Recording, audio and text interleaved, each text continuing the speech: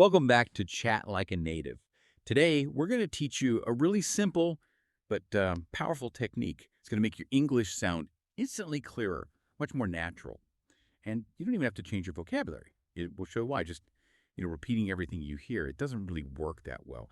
And how focusing on just three tiny things, the hard bits of flow, will change your sound pretty quickly. And we'll get it all done ready for you to practice in under 15 minutes. Okay, so before we jump into the main method, we kind of have to recognize something basic. Native English speech, it has this specific beat, like a drum beat, a rhythm, and it's determined by where we put the energy. It's not really about speed, is it? It's more about the timing. Exactly. That's spot on. English is what we call a stress-timed language. That just means some words get stretched out and others kind of get squashed. And if you miss that rhythm, well, you can actually make your listener work quite a bit harder without meaning to. That stress, it sets the rhythm for the whole sentence. So let's start with just a quick warm-up, a little repetition exercise. We'll focus on the stress inside a word. Try this word, analysis. Analysis. Good. Try saying that with us now. Feel that energy. It's on the third syllable, ly, analysis.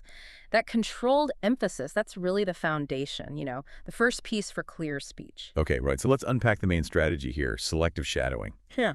And the idea, I think, is pretty revolutionary for intermediate learners. You stop trying to copy everything. Instead, you just focus on the three things, stress, linking, and intonation, that are maybe making your speech sound a bit mechanical right now. So the first critical element is targeted stress. Targeted stress, yeah. It just means putting the volume, the energy, the focus on the correct syllable inside a word. Now, you might be thinking, okay, but context. Context will probably fix it if I mess up a syllable. I just as I get asked that, does it really matter that much? If I know the word is, say, difference, Yeah. but I stress the wrong part, will it actually confuse someone? Well, our analysis, looking at how people actually understand speech, shows, yeah, it absolutely matters. It really does. While context, usually saves the meaning eventually, messing up the stress on a common word forces the native listener to pause just for a split second to figure it out. It slows down their understanding. So this small error, it just makes your listener work harder, and that makes you sound less fluent. Ah, okay. That makes a lot of sense. So it's not about being, technically wrong, but more about making it easy for the other person to listen. Effortless. Good. Exactly. Effortless is the goal. And a perfect example is a word that can be a noun or a verb, depending on the stress. Record. Mm-hmm. If you say record, stressing the first syllable. Record, like a music album or maybe a document. The thing itself. Right, the noun. But if you shift the stress and say record. Record. Now that's the action, like making a video, saving information. The verb. Precisely. The energy placement, the stress, it changes the word's whole identity. And here's where it gets even more powerful. Sentence stress. We sometimes call this tonic focus. This is where you take one main word in a sentence, maybe like data, and you stretch it just slightly longer, make the pitch a little higher to emphasize it. It's how you signal to your listener, hey, this is the important bit right here. So tonic focus. That's less about just pronouncing the word right and more about guiding the listener's attention to the main point. Exactly. Word stress is about clarity of the word itself. Tonic focus is about highlighting meaning and intent within the sentence. Okay, let's try a quick drill on those stress pairs, the ones where only stress changes the meaning. Listeners, you can repeat after me too. First, the noun. Import. Import. Import. Now the verb import. Import. Okay, the first one, the noun import, was good. Really clear. For the verb, try putting a little more punch on that second syllable. Remember, you're signaling the action. Try again. Import. Import. Ah, okay. I think I hear it better now. Import. You really have to kind of push that second part. Got it. That commitment makes the difference. All right, so if stress is about getting individual words clear, the next step in this selective shadowing thing must be about flow, right? Okay. Making it all connect. You want your English to sound smooth like a highway, not like stop-start traffic. Definitely. And this is where targeted linking comes in. Linking is basically connecting sounds across word boundaries. So your speech flows together without lots of little awkward breaks. If you say each word totally separately, it sounds choppy. We sometimes call them word islands, separated by little gaps of air. Linking connects them, makes it sound like one smooth ribbon of sound. So what's the most important link to focus on first? If I'm shadowing, where should I put my energy to get the biggest improvement? Good question. Focus on the connections that cause the most noticeable choppiness if you pause. Linking a consonant sound at the end of one word to a vowel sound at the beginning of the next word. That's probably the highest value connection to practice right now. Okay, so just to be clear, word ends in a consonant sound, next word starts with a vowel sound. Mm, That's the priority link. That's the one to really nail down first. absolutely. That's the big one for flow. The classic example everyone uses is plug it in. You don't say plug, pause it, pause in. It merges smoothly into plug it in. Plug it in. But flow isn't only about sticking words together. It's also about what we sometimes reduce or squash.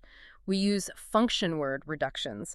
This just means shrinking down those small common words like to, for, the you words that don't carry the main meaning of the sentence. Right, like how going to often becomes gonna. Exactly. Gonna. And that reduction is important because it kind of clears the way, doesn't it? It lets the bigger stress words, the important ones, really stand out. It helps create that natural stress-timed rhythm we talked about. Right. We let the small words shrink down so the important words can shine. Perfect way to put it. Okay, let's try that reduction right now. Let's focus on merging those function words.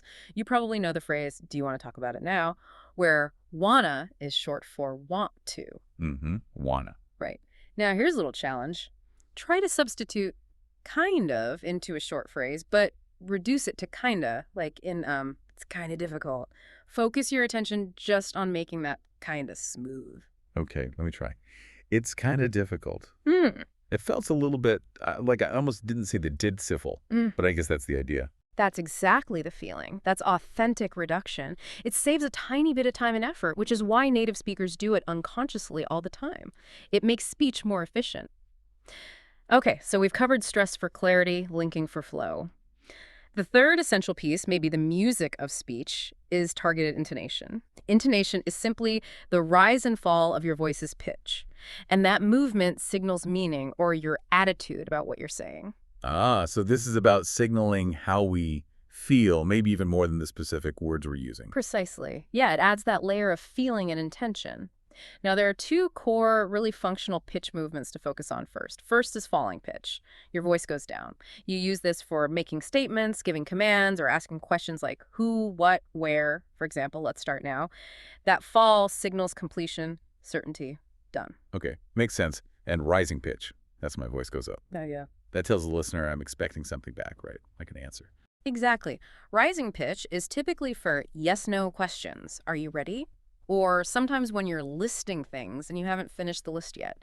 That rise is crucial because it clearly signals question or more to come. The goal here is that someone should be able to guess your basic attitude or intention just from the melody of your voice. Okay, now, when people actually start practicing selective shadowing, we tend to see, three common roadblocks, things intermediate learners often bump into. It's important we talk about these practical bits, not just the theory. Yeah, tell me the common traps. I always think it's helpful to know what mistakes you might make before you start. Helps you avoid them. Okay, the first big one is I'm copying the sound, but nothing seems to stick. You feel like you're just echoing, right? But the pattern doesn't transfer into your own spontaneous speech. Echoing, yeah. The fix, the high leverage adjustment here, is actually pretty simple. For about half of your practice repetitions, turn the volume of the original recording way down so you can barely hear it. If you can still produce the target stress or the link correctly when the model is super quiet, then you know you've actually internalized it. It's in your head, not just bouncing off your ears. Oh, I like that. You're forcing yourself to actually recall the pattern, not just react to the sound. Yeah. Clever. Okay, what's the second challenge people face? The second common one is, okay, I can do it, but only when I go really slow. You nail the link or you hit the stress perfectly, maybe at like 75% speed, but then when you try it at a normal native pace, it all falls apart. Yeah, I can see that happening. The adjustment here is to deliberately use 3 different speeds in your practice loop. Practice the phrase slowly, focusing on accuracy. Then practice it at a normal conversational speed. And then push yourself slightly. Practice it a little bit faster than normal. Cycling through those speeds, slow, normal, fast, helps cement the motor pattern, gets it into your muscle memory. It prepares you better for the unpredictability of real conversation speed. Okay, 3 speeds. Got it. And I think I sometimes feel the third problem myself, actually. When I try out new intonation patterns, sometimes it just feels awkward, a bit fake, maybe like I'm being overly dramatic. The music feels too loud. That's a really common feeling, and it's a good sign, actually. It means you're noticing the difference between your old flat pattern and more effective communication. But yeah, it can feel unnatural at first. The best fix we found is this. First, deliberately exaggerate the pitch contour. Really make it feel way too big, too theatrical. Then consciously dial it back. Reduce the size of the pitch movement by maybe 20%. Natural sounding intonation often lives in that sweet spot somewhere between completely flat and, being on a Broadway stage. Exaggerate, then reduce. Okay, that makes sense. Sort of finding the middle ground. Exactly. All right, time for a quick check-in. Let's do a rapid-fire quiz. 3 quick questions on what we've just covered. Ready? Yep, ready. Question 1. If you want to signal that your idea is complete, totally finished, what kind of intonation should you generally use? That would be falling intonation. The pitch drops down at the end. Correct. Question 2. Yeah. What's the pronunciation feature that lets your sentences flow smoothly like a single ribbon and helps you avoid those awkward gaps between words? That's linking, connecting the sounds across words. It gets rid of the word islands. Perfect. And finally, question 3.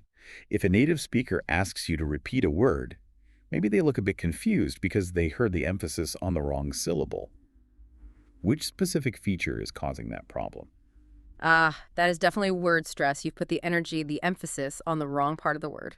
Okay, great. So just to wrap things up, let's distill this down to the 3 absolute key takeaways.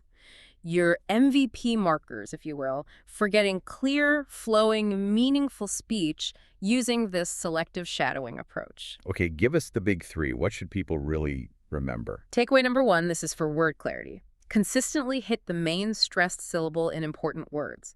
If you only have energy to fix one thing today, make it that one. Stress. Got it. Stress first. Takeaway 2. Takeaway 2 is for flow. Actively avoid pauses and gaps between words by connecting sounds across word boundaries. Especially focus on those consonant to vowel links we talked about. Make it smooth. Connect sounds for flow. Okay. And number 3. And takeaway 3 is all about meaning and attitude.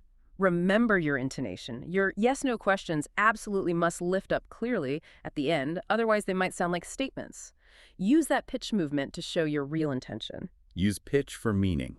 Stress, linking, intonation. Got it. Okay, that brings us nicely to your homework. It's the 60-second practice challenge. Today's challenge, we call it transfer talk, is this. Take 60 seconds, just 1 minute, and describe your day, or maybe what you did at work. But while you're talking, consciously use a clear, distinct falling intonation every single time you reach the end of a sentence or a complete thought. Really practice sounding finished and definite. Yeah, focus intensely just on those 3 targets, getting the stress right, linking smoothly, and using that falling intonation for just 1 minute. You'll be surprised how quickly you start to notice a difference. Fantastic advice. And remember, everyone, short, intense, focused practice sessions are almost always better than long, wandering, unfocused ones. Selective shadowing really gives you that precision to make progress fast.